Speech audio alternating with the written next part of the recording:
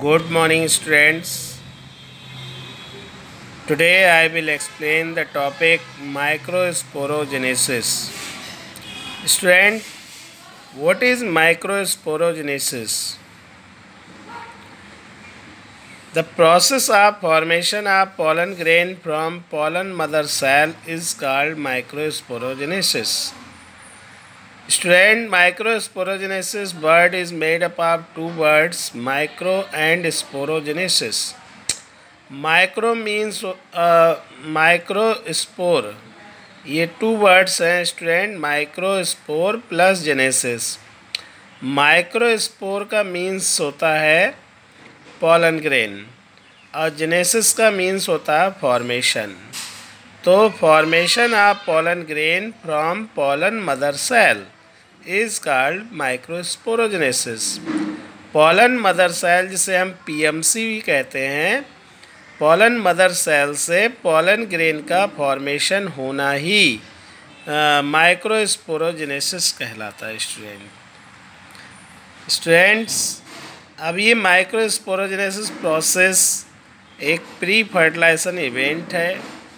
ये फर्टिलाइजेशन से पहले एंथर के अंदर माइक्रोस्पोरेंजिया में टेक्स प्लेस होता है। Student, anther consist 4 pollen sac. These are the 4 pollen sac जिन्हें माइक्रोस्पोरेंजिया कहा जाता है। स्टूडेंट, इन्हीं माइक्रोस्पोरेंजियम के अंदर स्पोरोजिनस टिश्यू होता है। स्पोरोजिनस टिश्यू प्रेजेंट होता है। स्पोरोजिनस टिश्यू की ई सेल्स को पीएमसी कहा जाता है, पॉलन मदर सेल कहते हैं। पॉलन मदर सेल जब मैच्योर हो जाती है, इसे एमएमसी भी कह सकते हैं, माइक्रोस्पोर मदर सेल, या पीएमसी पॉलन मदर सेल कह सकते हैं। ये जब मैच्योर हो जाती हैं और ये 2N ये डिप्लॉयड सेल हैं। डिप्लॉयड सेल जिसमें strands full number of chromosome होते हैं। जब इसमें मियोसिस फर्स्ट होता है, मियोसिस सेल डिवीज़न जिसे रिडक्शनल सेल डिवीज़न कहते हैं, इस सेल डिवीज़न से जो सेल दो बनेंगी मियोसिस फर्स्ट से, इनके अंदर हाफ नंबर में क्रोमोसोम्स होंगे। स्टूडेंट, तो जब इस पॉलन मदर सेल का जब मियोसिस फर्स्ट सेल डिवीज़न होगा तो स्टूडेंट्स दो यहाँ पर हैप्लॉइड सेल्स का फॉर्मेशन होगा और फिर मियोसिस सेकेंड इसके बाद टेक्स प्लेस होगा। मियोसिस सेकेंड जब होता है तब स्टूडेंट 4 सेल्स का एक ग्रुप बनता है। This is called microspore tetrad. ये 4 सेल्स का एक ग्रुप जो दिख रहा है, जो बना है मियोसिस सेकेंड से, इसमें भी हाफ नंबर ऑफ क्रोमोसोम्स होते हैं और ये माइक्रोस्पोर टेट्राड कहलाएगा। स्टूडेंट, डिहाइड्रेशन के बाद ये चारों सेल्स सेपरेट हो जाती हैं। इन्हीं को माइक्रोस्पोर कहते हैं। तो स्टूडेंट, मियोसिस सेकेंड के बाद 4 माइक्रोस्पोर का फॉर्मेशन हो जाता है।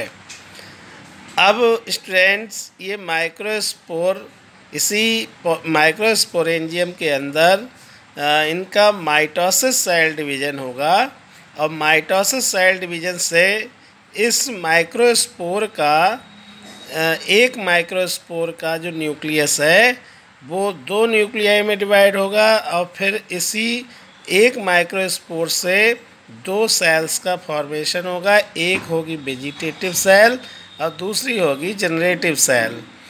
अब डेवलपमेंट होगा इसका। स्टूडेंट, डेवलपमेंट होने के बाद एक ऐसा स्ट्रक्चर बनेगा, इस वेजिटेटिव और जनरेटिव सेल्स का जो कॉम्बिनेशन है यही कहलाएगा स्टूडेंट पॉलन ग्रेन। तो स्टूडेंट, इस पॉलन ग्रेन के चारों तरफ एक प्रोटेक्टिव लेयर जो कि बहुत हार्ड होती है, इसी को एक्साइन कहते हैं, जो स्पोरोपोलिनिन नाम के एक सबस्टांस से बनी होती है। ये बहुत ही इसे प्रोटेक्शन देने का काम करती है। इसके अंदर एक सेलुलोज से बनी इंटाइन लेयर होती है, जो इस एक्साइन से ज़्यादा हार्ड नहीं होती है। स्टूडेंट, इसी इंटाइन के अंदर दो सेल्स होती हैं। एक होती है वेजिटेटिव सेल, जो लार्ज सेल होती है, इसका न्यूक्लियस स्मॉल होता है, और दूसरी सेल होती है जो फ्लोट करती रहती है वेजिटेटिव सेल के अंदर, जिसे जनरेटिव सेल कहते हैं। ये जनरेटिव सेल का न्यूक्लियस बहुत ही ज़्यादा बड़ा होता है। तो स्टूडेंट, इस टाइप से ये पोलन ग्रेन बन जाता है।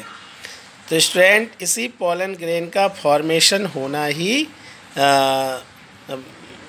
माइक्रोस्पोरोजेनेसिस कहलाएगा। तो in this way you can understand what is microsporogenesis.